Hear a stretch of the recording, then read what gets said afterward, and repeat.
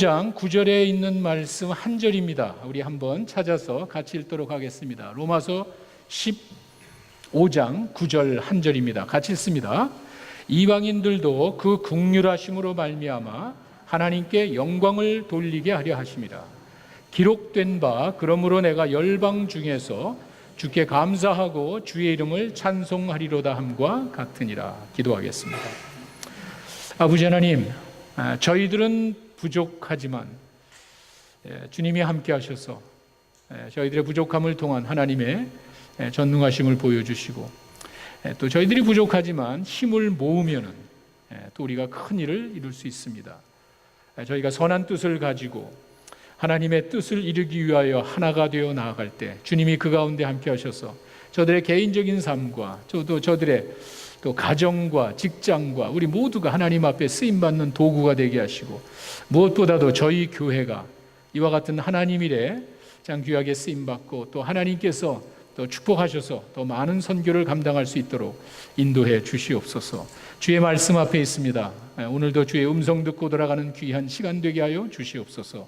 예수님의 이름으로 기도했습니다. 아멘.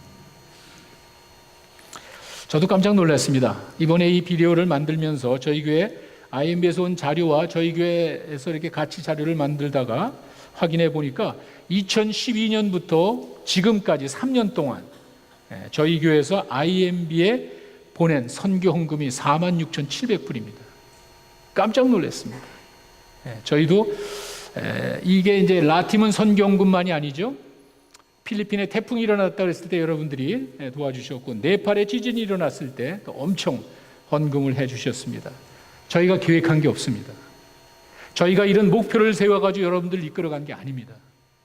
그때마다 하나님의 사람들이 이와 같은 하나님의 부르심에, 이런 도움에 믿음으로 응답해서 저희가 정말 깜짝 놀랄 엄청난 헌금을 하게 됐습니다. 아마 소수민족으로서는 아마 최고일 겁니다. 이렇게 많은 헌금하는 예가 없습니다.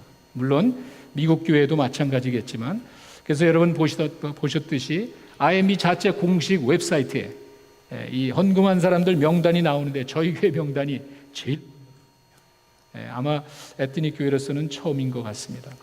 이 세계를 품는 마음을 가지고 정말 정성껏 아낌없이 헌금해 주신 여러분들 정말 감사합니다. 선교는 열린 마음을 가지고 하나님의 심정을 가지고 하는 것이지 절대로 돈만 가지고 하는 게 아닙니다. 물질만 가지고 하는 게 아닙니다.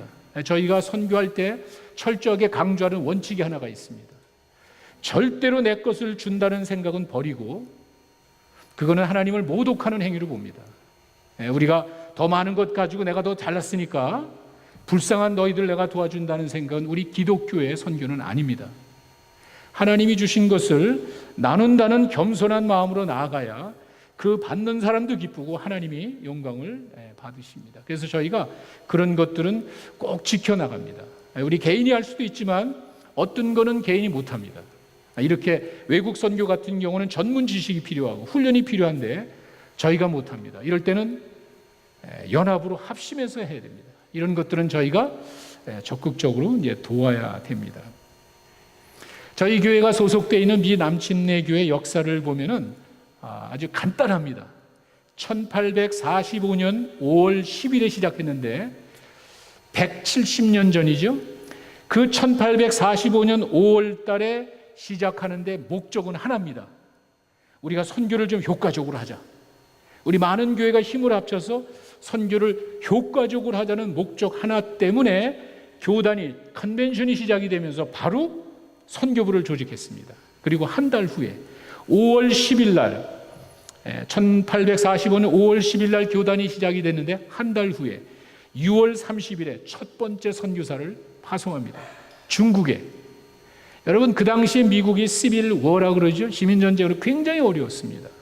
그런데 교단이 얘기를 하자마자 한 달도 안 돼서 중국에 풀타임 선교사를 파송을 합니다. 이렇게 남침내 교회가 시작이 됐습니다. 그 이후 1873년 7월 7일에 이 라티문이라는 여자가 중국으로 갑니다. 이 당시에 라티문의 나이가 32살입니다. 아주 부유한 가정에서 아주 행복하게 편안하게 살았습니다. 교육을 잘 받았습니다.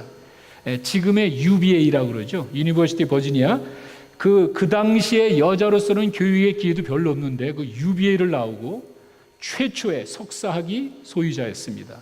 이 정도 엘리트로 또 대학원 졸업하고 난 다음에 교사로서 켄터키, 조지아, 버지니아에 다니면서 안정된 삶을 살던 아주 귀한 그러한 크리스찬이었습니다. 그런데 한 남자의 결혼 프로포즈를 받습니다. 결혼하자는 그걸 딱 받고 그리고 난 다음에 이 라티문의 마음속에 선교에 대한 부담이 생겼습니다. 지금은 또 다릅니다. 지금은 뭐 아무 관계 없지만 그 당시에는 결혼하고는 갈 수 없는 그런 상황이었기 때문에 결혼 프로포즈를 거절을 하고 32살의 나이에 중국으로 들어갑니다. 그리고는 정확하게 39년, 거의 40년에 가까운 삶을 중국에서 보냅니다. 뭐 그 삶이 어떻겠습니까? 영양실조와 질병으로 고생하다가 중국에서 이제는 다시 나와서 배를 타고 일본 고베항에서 이제 기다렸다가 다시 미국으로 들어와야 되는데 고베항에서 그리운 고국에 오지도 못하고 주님 곁으로 갑니다. 그때의 라티문의 나이가 72세입니다. 그 날이 바로 12월 24일입니다. 그 그리운 고향에 가기도 전에 영양실조와 질병의 연약함으로 인해서 그냥 고베 항구에서 세상을 떠났습니다. 자, 이렇게 주님 곁으로 간 그 라티문의 그 정신을 기려서 1818년부터 남침내교에서 성탄헌금을 하던 그 이름을 이 크리스마스 이브 때 세상을 떠난 주님 곁으로 간 라티문의 정신을 살려서 1918년부터 라티문 성탄헌금 이래서 이 액수를 전액 외국 선교로 보냈습니다. 자, 한 여인의 헌신이 미국 최대 교단의 선교를 이끌어왔습니다. 아마 라티문도 그런 생각은 못했을 겁니다. 우리들의 자그마한 헌신이 이렇게 하나님 앞에 귀하게 쓰임받을 수 있다는 참 좋은 교훈입니다.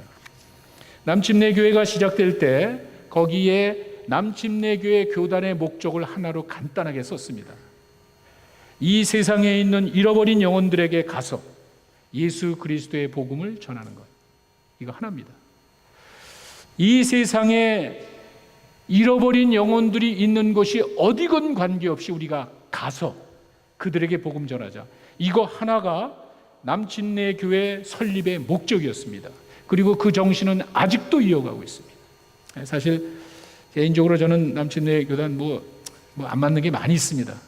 그 큰 교단을 이용해서 할 일이 많을 것 같은데 우리 남침내 교단은 별로 사회에 개입을 안 합니다. 감리교 같은 경우는 사회에 굉장히 참여를 하는데 그 큰 힘과 조직을 가지고 그런 것을 안 합니다. 왜냐하면 설립 초기서부터 잃어버린 영혼들에게 가서 세상 어디든지 복음 전하자, 그리스도의 복음 전하는 것이 목적이기 때문에 거기에만 올인을 합니다. 비록 조금 안 맞는 것이 있다 하더라도 그 정신만큼은 중요하기 때문에 저는 개인적으로 남침내교회를 저는 사랑하고 있습니다.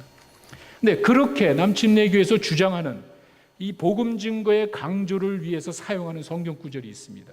로마서 10장 13절에서 15절에 나와 있는 건데 이 복음 증거의 가장 기본적인 조건입니다.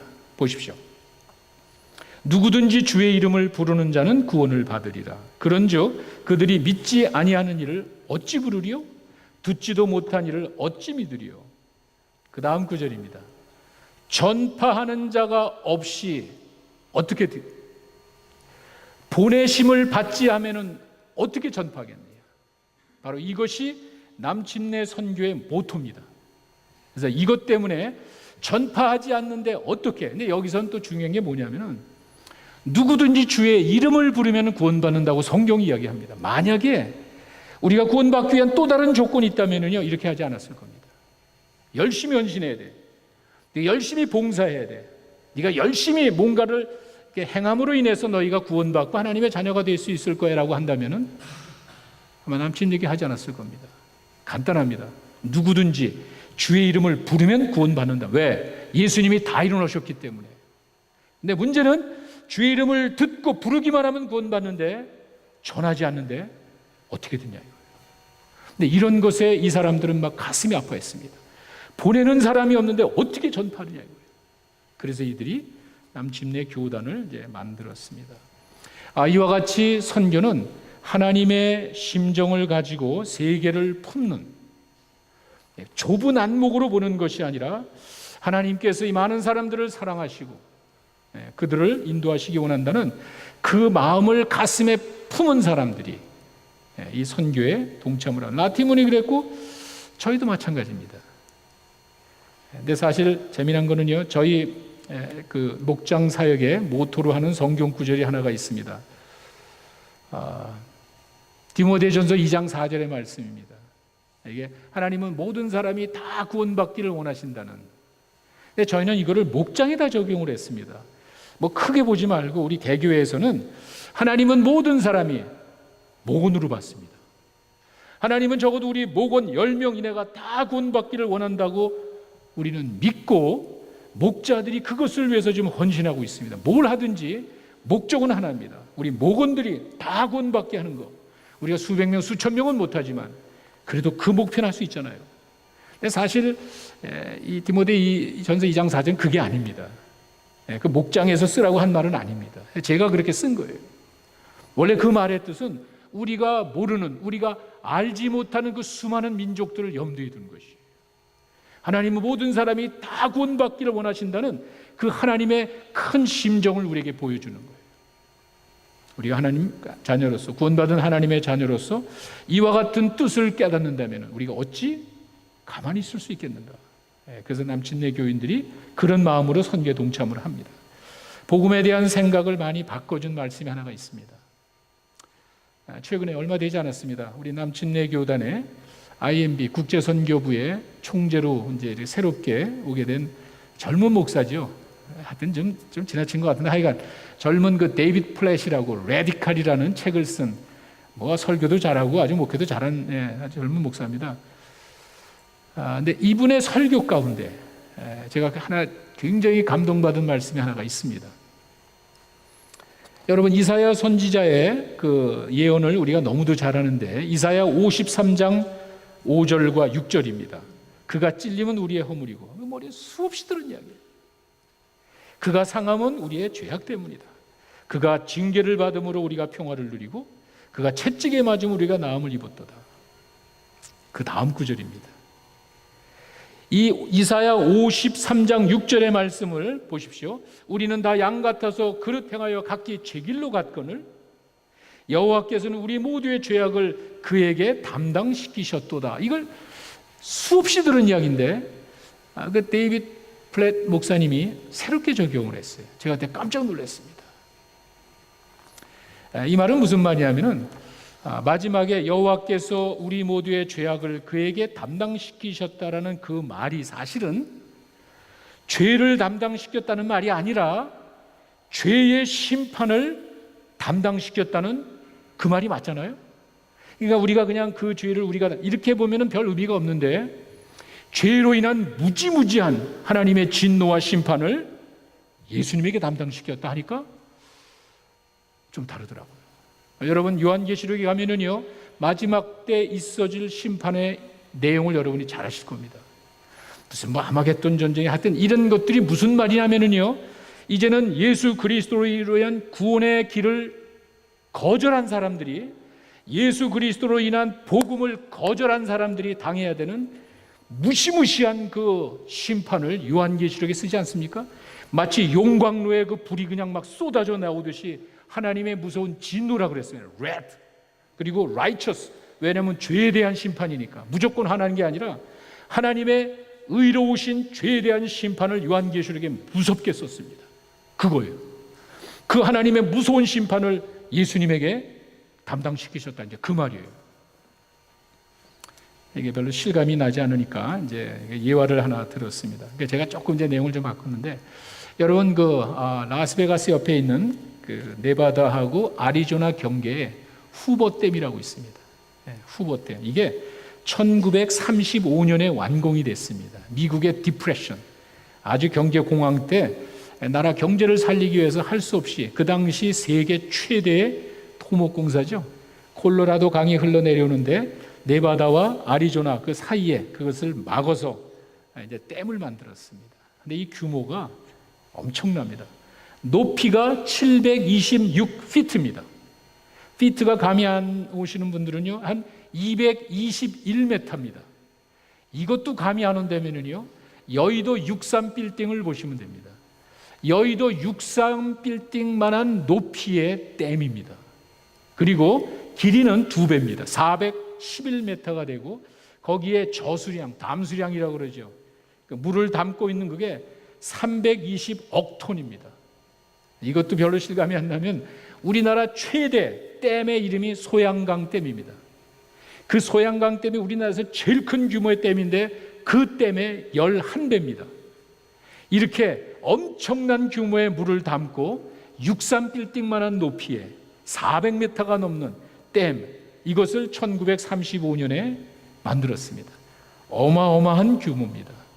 인간이 어떻게 이걸 만들 수 있을까? 그 당시에는 정말 굉장한 건축이었다고 합니다. 잘 들어보십시오. 그 댐이 무너져 내려가고 있습니다. 그 수백억 톤에 되는 물이 그냥 막 쏟아져 내려. 그 댐이 무너지면서 거기에 담수량 그 엄청난 물이 그냥 막 쏟아져 내려온다라고 여러분 한번 생각해 보십시오. 그 밑에 서 있는 사람들, 밑에 있는 마을, 도시가 어떻게 되겠습니까? 댐이 무너져 내리면서 그냥 갑자기 그 엄청난 양의 물이 쏟아져 내려오는데 갑자기 그 댐과 내 사이에 땅이 쫙 갈라지는 거예요. 그 물이 덮쳤을 때 감히 상상하지 못할 피해를 보는데 갑자기 그 댐이 무너져 내려갈 때 내 앞에 있는 땅이 쫙 갈라지면서 그 어마어마한 물의 양을 다 흡수해버리고 바로 그거라는 거예요. 하나님께서 마지막 때 죄인들을 심판하는 그 무지무지한 하나님의 진노가 마지막 하나님의 어린 양을 통한 구속을 믿지 않는 그 사람들에게 임하는 마지막 파이널 저지먼트가 그렇게 무지무지한 용광로 물이 쏟아지듯이 팍 쏟아지는데 예수님이 예수님께서 그 무지무지한 그 하나님의 진노를 자기 몸으로 담는 거예요. 예수님께서 그 후보댐이 쏟아져 내려올 때 그 물이 그냥 쫙 갈라져서 사라지듯이 그 무지무지한 하나님의 심판을 예수님이 자기 몸에 담아버리는 거예요. 바로 그거라는 거예요. 그러면서 이제 복음의 긴박성에 대해서 이야기합니다. 자, 이와 같은 하나님의 무지무지한 심판이 다가오는데 이건 사실인데, 아니 마지막에 어차피 이 세상의 모든 종말이 왔을 때는 뭔가 있지 않겠습니까? 이 삶에 대한 평가가 있지 않겠어요? 그냥 넘어가겠어요? 그런데 그와 같은 때는 언제가 될지는 아무도 모르는 거예요. 그렇다면은 그렇게 무지무지한 지금 댐이 무너져 나가는 그런 어마어마한 사건이 벌어질 순간 어떻게 우리가 가만히 있냔 말이에요. 아직도 그 복음을 듣지만 믿기만 하면은, 아니 누구든지 예수님을 부르짖고 믿기만 하면 구원받는다고 했는데 그거를 모르고 아직도 복음을 들어보지 못하고 있는 그 많은 사람들이 있는데 어떻게 가만히 있을 수 있냐는 거예요. 이게 이 사람들의 생각이에요. 정말 우리 마음속에 정말 그런 복음의 긴박성을 생각해서 하나님의 그 무지무지한 심판이 이르기 전에 빨리 복음을 증거해서 한 사람이라도 더 구원받게 해야 되지 않나. 이게 이 사람들의 생각이고 바로 우리들의 생각입니다. 여러분 오늘 본문에 보시면은요, 로마서 15장 9절에 말씀이 이렇게 시작이 됩니다. 이방인들로 그의 긍휼하심으로 말미암아, 이렇게 시작이 됩니다. 이 말이 무슨 말이냐면요, 하나님을 잘 알고 믿고 따르는 백성들을 이야기한 게 아니에요. 하나님을 모르는, 하나님을 전혀 알지 못하는 그 사람들이 하나님을 알게 되고 하나님을 믿고 하나님께 영광을 돌린대요. 이게 열방 가운데 영광 받으시는 하나님의 모습이에요. 근데 이것을 생각하면은요, 우리가 보통 말할 땐 예수 믿는 자들이, 하나님을 믿는 자들이 하나님께 영광 돌리고, 이게 아니에요. 하나님을 전혀 알지 못하는 이방인들이 어떻게 복음을 접하게 됐고 그들이 예수님을 알고 하나님을 믿고 이제는 하나님께 영광을 돌리는 그 모습을 성경은 이렇게 이야기합니다. 이방인들이 긍휼하심을 따라 하나님께 영광을 돌린다는 그 말입니다. 여러분 잘 아시는 요한복음 3장 16절에 있는 말씀 기억나시죠?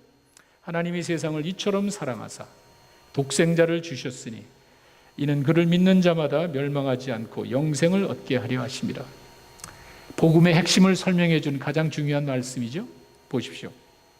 하나님이 세상을 이처럼 사랑하사, 여기에 아무 조건이 없습니다. 그렇죠? 하나님께 우리가 사랑을 할 때는요, 상대방과 여러 가지 조건을 맞춰봐서 하기 때문에 그 하나님의 사랑을 우리가 느끼지 못하는 거예요. 왜? 우리 마음이 부패했기 때문에. 하나님이 세상을 사랑한다는 거기에 아무런 조건이 없었어요. 이때면은 우리가 생각한다면요, 하나님의 피조물이니까. 내 자식이 잘하고 잘나고 뭐 똑똑해서 여러분 이쁩니까? 이놈이 내 자식이라는 이유 하나 때문에 사랑스러운 건 아니에요. 하나님이 만드신 피조물을 바라보시면 그 하나님의 마음이 그거예요. 고통당하는 그 세상을 바라보는 하나님이 그게 마음이 아픈 거예요. 저희가 나가서 복음 증거해야 되는 내용이 바로 그겁니다. 하나님이 여러분들을 사랑하십니다. 예수님을 이 땅에 보내셨습니다. 그분이 여러분의 모든 죄를 위하여 돌아가셨습니다. 여러분의 모든 문제를 다 해결해 주셨습니다. 이제 여러분이 예수 믿으면 하나님의 자녀가 되고 영생을 얻게 됩니다. 뭐가 더 필요합니까?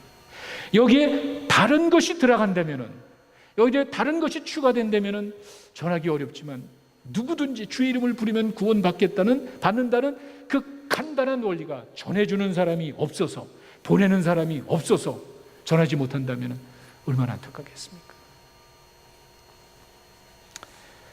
제가 여러분들에게 마지막 성경 말씀을 하나 읽고 마치도록 하겠습니다. 요한계시록 7장 9절에서 10절의 말씀인데, 이 내용 여러분 많이 들어보셨을 겁니다. 한번 같이 이 9절과 10절의 내용을 잘 뜻을 생각하면서 같이 한번 읽겠습니다. 이 일 후에 내가 보니 각 나라와 족속과 백성과 방언에서 아무도 능히 셀 수 없는 큰 무리가 나와 흰옷을 입고 손에 종려 가지를 들고 보좌 앞과 어린 양 앞에 서서 큰 소리로 외쳐 이르되 구원하심이 보좌에 앉으신 우리 하나님과 어린 양에게 있도다. 이 그림을 여러분 한번 그려보세요. 마지막 때가 됐을 때 9절에 가시면은 그 각 나라와 족속과 백성과 이게 뭔지는 모르겠어요. 저희 IMB 정책 가운데 하나가 전에는 나라로 정했습니다. 차이나 전도하자. 복음 준 그 선교사 갔으면 끝. 그게 아니라 차이나에도 족속과 방언이 많잖아요. 그래서 이제는 그 언어 족속으로 이렇게 바뀌었습니다. 이게 만든 것 같아요. 여기 나온 거 보면은요, 보세요. 각 나라와 족속과 백성과 방언에서 아무도 능히 셀 수 없는 큰 무리가. 이제 마지막 때가 되면은요, 세계 각처에서 각 나라와 족속과 백성과 여러 말 쓰는 사람이 셀 수 없이 나온답니다. 여러분, 우리가 1년 또 죽을 때까지 얼마나 전도했습니까? 제가 이 시간 이때까지 살면서 몇 명이나 전도했습니까? 여기 보니까 셀 수 없는 엄청난 사람들이 몰려오고 있대요. 각 나라와 족속과 방언, 세계 각처에서 사람들이 나와가지고 어린 양, 하나님과 어린 양에게 찬양을 돌리는 거예요. 이게 뭐죠? 여러분들 기도예요. 여러분이 기도하셨잖아요. 여러분이 헌금하셨잖아요. 내가 직접 나가지는 않았어도 여러분들의 그런 정성 어린 기도로 한 영혼이 구원받고, 여러분의 그 피땀 흘리는 그 정성 어린 헌금으로 한 선교사가 나가고, 그 선교사가 나가서 복음 증거했을 때 한 사람이 구원받고, 이게 셀 수 없는 큰 무리가 하나님 앞에 나와가지고 하나님과 어린 양에게 구원하심이 당신에게 있습니다. 이 그림이에요. 바로 이 모습이에요. 저희가 힘을 합쳐서 선교하는 이유가 바로 그겁니다. 언젠가 우리가 주님 곁에 갔을 때, 이건 뭐 기정사실입니다. 우리가 하나님 앞에 갔을 때 우리가 알지 못하는 수많은 사람들이 찾아올 거예요. 집사님이 랄리 제일한인 침례교회 출신이죠. 맞습니다. 집사님의 기도와 집사님의 정성 어린 헌금이 우리 마을에, 우리 민족에게 복음이 전거됐습니다. 어떻게 합니까? 셀 수 없는 엄청난 무리가, 내가 하지 못해도 이 일을 이룬 수많은 사람들, 여러분들의 기도예요. 여러분들 헌금이에요. 그렇잖아요. 이게 그냥 이루어졌겠습니까? 우리에게 한 가지 사명이 있습니다. 구원받은 하나님의 자녀들이 기억해야 될 한 가지 사명이 바로 그겁니다. 예수님께서 이 땅에서 모든 구속의 역사를 다 이루시고 승천하시면서 딱 한마디 남기셨습니다. 가라.